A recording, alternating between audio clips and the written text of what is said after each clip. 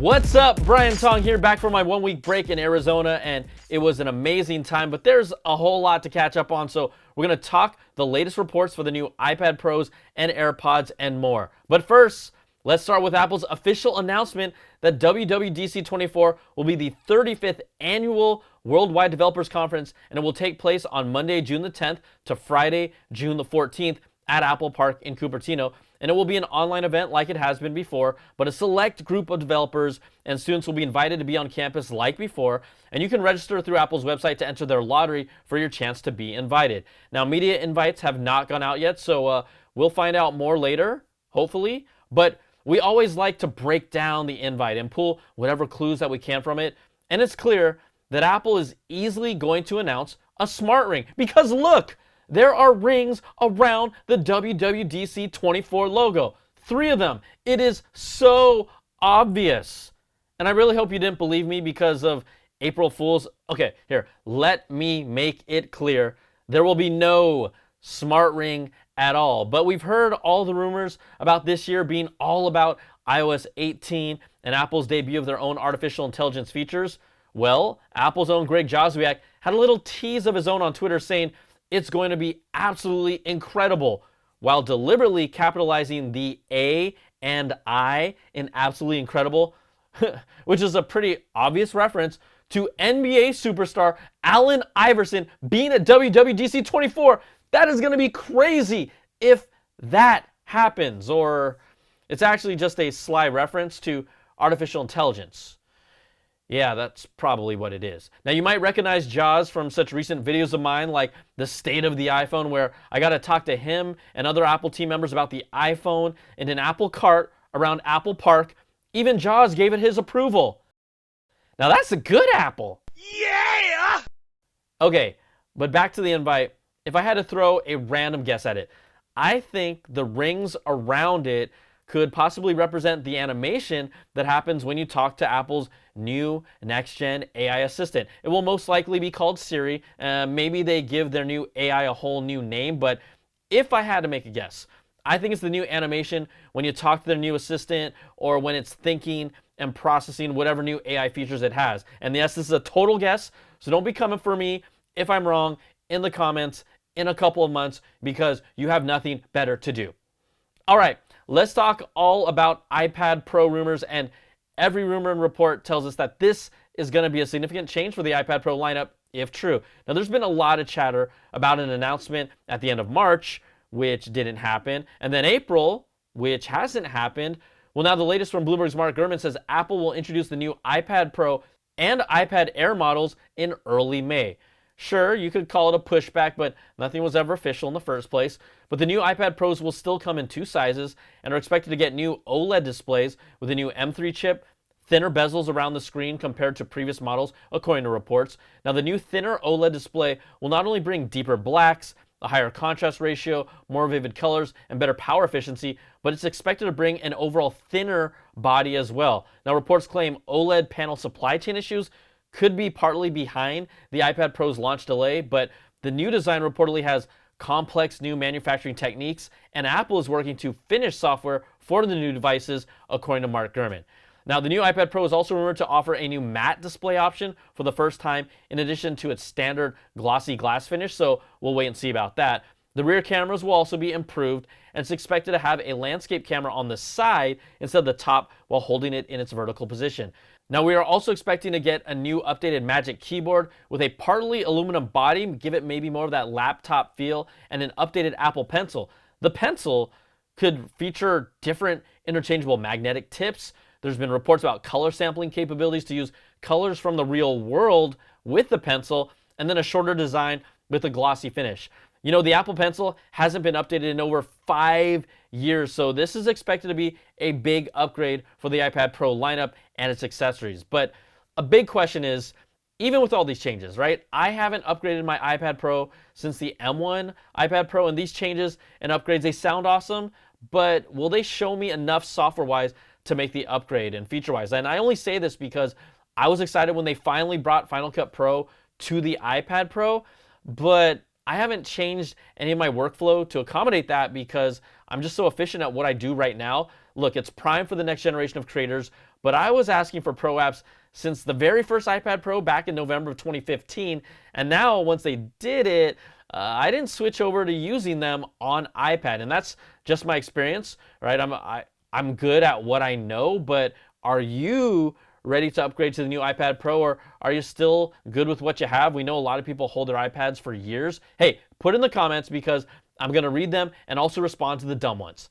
Now, we've also got AirPods to talk about, but first, you know, AI is one of the hottest things in tech, and AI is now on your keyboard with Type AI. Type AI is an iOS keyboard extension app that works seamlessly on any platform or app on your phone, and it's powered by the ChatGPT API. So just install the app and then go into your settings to add Type AI as one of your keyboards. Now, when I'm typing a message, I don't have to worry about typos or grammar mistakes, so I'm going to write a message here. Then I just hit that globe icon on the bottom left to bring up the Type AI keyboard, and then I'll hit the icon for the options I have. For this, I'm going to use Type AI's check grammar feature, and it fixes my sloppy writing by generating new text, and I just have to hit apply, and the changes are made. And then I send it away. Now, maybe I want to ask that special someone to go on a date, but I don't have any date ideas. I can ask Type AI, and it takes a moment to load, but I'm going to hit chat with AI. I'll then have a direct chat where I can ask about date ideas, and it helps generate them for me. And look at all these date options. You know, I think a date at the beach would be totally awesome. Thanks, Type AI. But then I'm going to ask my lady on a date, but believe it or not, I'm not always the smoothest with my words. That's when I go to the tone changer. So let's scroll down to, oh yeah, romantic. Now that's what I'm talking about. She's totally gonna love this. It also has other features like translation, paraphrasing, auto-replying to a text, or completing a text for you, and more. This is really one of the best practical AI tools you'll ever see, so let AI type for you. And how did that date go? Awesome.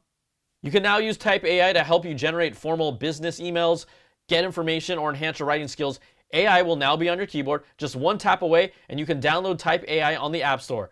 Click the link in the description box below for a free trial of Type AI Premium version. All right, let's get back to the stories and talk AirPods now. 2 new AirPods 4 models are expected to launch this fall in September or October, according to Bloomberg's Mark Gurman. Now, the production of these 2 new 4th-gen AirPods models will start in May, according to the report. They will reportedly feature a new design with a better fit, with improved sound quality. The charging case will also be updated to USB-C like the AirPods Pro. And since there will be 2 versions of the 4th-gen AirPods, the higher-end model is expected to have active noise cancellation and a speaker in the charging case that plays the sound when using the Find My feature. Now, Apple will reportedly discontinue the 2nd and 3rd generation AirPods after launching 2 of these 4th-gen models.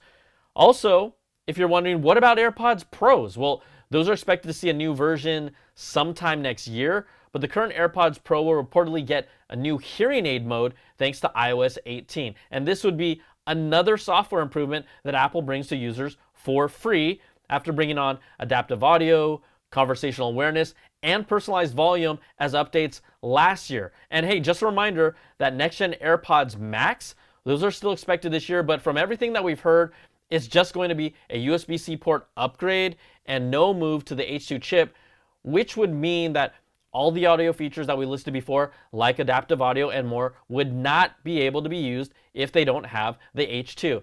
And if that's the case, that's just not a strong enough reason for me to make any kind of upgrade. Look, if there's a lighter design that's more comfortable and an H2 chip with new capabilities, then I'm paying attention. Okay, now, if you saw my latest video about the US government suing Apple, there was a lot of healthy discussion in the comments, but a small vocal group kept saying that I was defending Apple, especially after my visit to Apple Park. Okay, so let me make this clear, right? I would have held the same opinions if the company doing the same exact things was named Samsung or Google or whatever they're named. I call it out where I thought the key points in the lawsuit were a reach, because they are, and I really don't think Apple is a monopoly unless the definition of a monopoly has changed, but I absolutely think that they have had anti-competitive behavior and practices over the years. But does that make them a monopoly though, right? Not in my mind. So that's up to the courts to decide over the next, 5+ years. And I never made a declarative statement of who's in the right, who's in the wrong. We'll see how it plays out. You can agree or disagree with any of the points that I made. I mean, we all shouldn't agree on everything, and having good spirited discussions without insults, that's great. But y'all weren't complaining about my videos when I interviewed the CEO of Google. Now, did that change how you think I feel about tech companies? And if you've actually watched all my reviews, I don't recommend upgrades for every Apple product, but I will point out who it makes sense for. So please do your homework before you sound off and start looking stupid, okay? Okay, now all of that leads me to the latest report that Google has revealed when RCS support is coming to iPhone. Apple announced last year in November that they would support the cross-platform messaging standard RCS later in 2024. Now that stands for Rich Communications Services. In a now deleted section of the Google Messages webpage, 9to5 Google spotted that Apple would be adopting RCS for the iPhone in the fall of 2024. And this makes total sense because that would be timed with the release of iOS 18 for the iPhone and will likely be available in a beta in June after WWDC24. Or, maybe it could come in the iOS 18.1 release, but it's the first time that there's been any leaked info of when it would happen.